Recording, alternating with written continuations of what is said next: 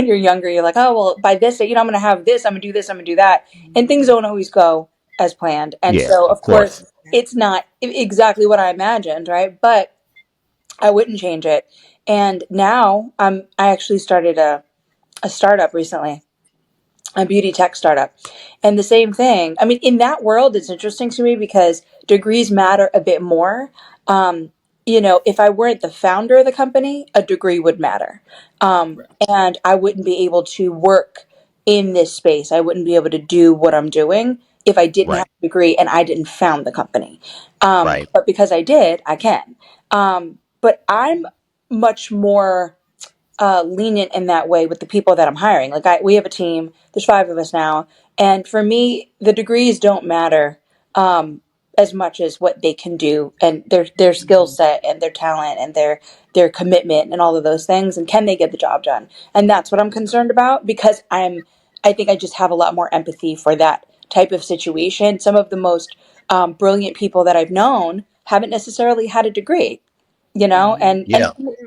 I think it doesn't necessarily define you in that way. So, yeah. Well, I'm going to piggyback on that, Ian. I'll let you hop in. Alicia, that's a great point because, what I do notice is that, so the term entrepreneurship is something that has, I think people understand it more. People have pursued it more.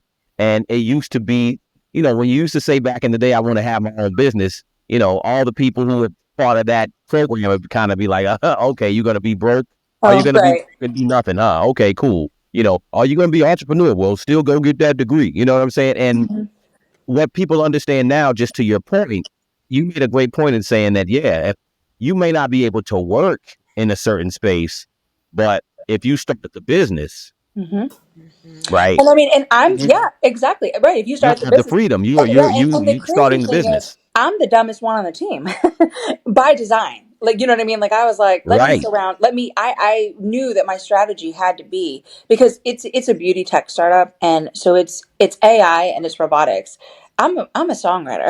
I'm a singer. Okay. Right. I don't know nothing about all that. So I had to be strategic and surround myself and, hire people, get people on the team that are just brilliant at what they do. So I have like a cosmetic chemist and an engineer and a project manager, and then someone else I call her my STEM queen. She's an educator, but she's just brilliant in all areas of STEM, and she's 3D printing like wizard. That's Like dope. 3D printed a leg like for a little girl in Ghana. Like she's incredible. Wow.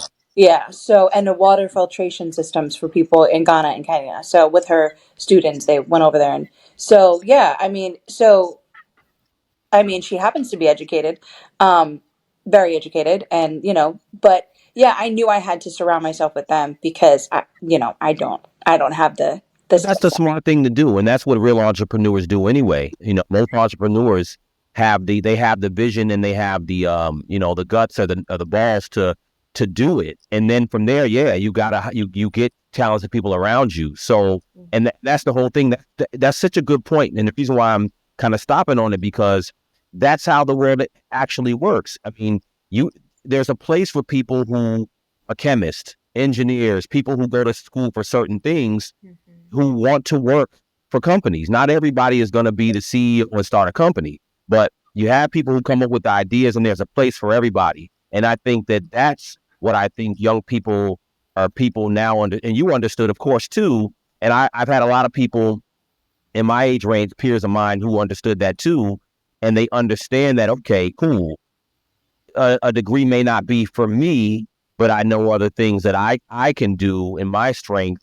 And there's always a place for people who do have a degree to be in a certain space too. So And that's what I understand wish they would there's not. teach in school. Yeah, please go But ahead. oh, sorry, I was just going to say that's what I wish that they would focus on with young people more is zeroing in on your strengths and your passions and the things that well, like what really makes you tick and that they're not pushing that. It's like go into something stable, go into something just find something that is going to make you money or whatever. And people are unhappy. I know doctors. I have friends who are doctors and lawyers who are Like they do it because they kind of have to do it at this point. Like they Yeah. don't have to, but it's a lot harder to start over once you get to a certain age, and so they do it and they're miserable.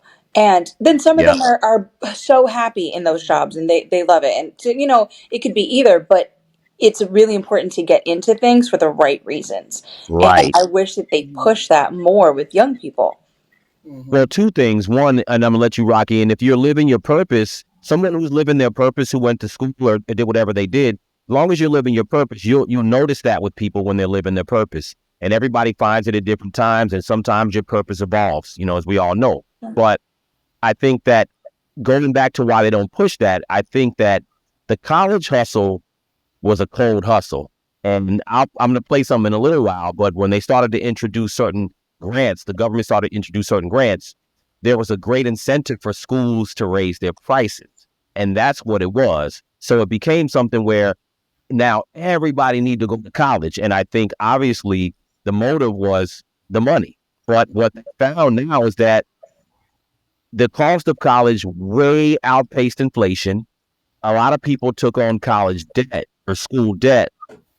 And then you have them entering the job force, and those jobs, the wages don't keep up with the cost of living. So most people can't really afford it. And when you're talking to someone who's 17 or 18 years old, paying them loans back are lifetimes away. So now people can't pay it. There's 45 million people with student loan debt now, probably can never pay it. And it's essentially just become a big debt black hole that is not going to be paid anytime soon. So I think that they didn't push people to find their purpose and all that. One, because they wanted to, colleges, became a hustle. And two, quite honestly, the way people make money at the end of the day isn't necessarily through a degree. That's why I said in the early on is that, they don't say, what, maybe you'd be better for a business loan at 18 or 21 or Right. 22, right? I'll give you 50,000 or 100,000 to go to school like that. All you got to do is sign the papers. Let's see if your mom and dad, like you said you didn't have the money, but had you tried to apply for a Pell Grant, they just check your mom's income and said, well, your mom don't make enough, so no worries. She can't sign for the loan, but we'll give it to you. But it's a necessary step to make sure parents can't afford it. They can't afford it, no problem. Cool. We're going to put it on you. You'll pay it back, sign these papers. Okay, cool.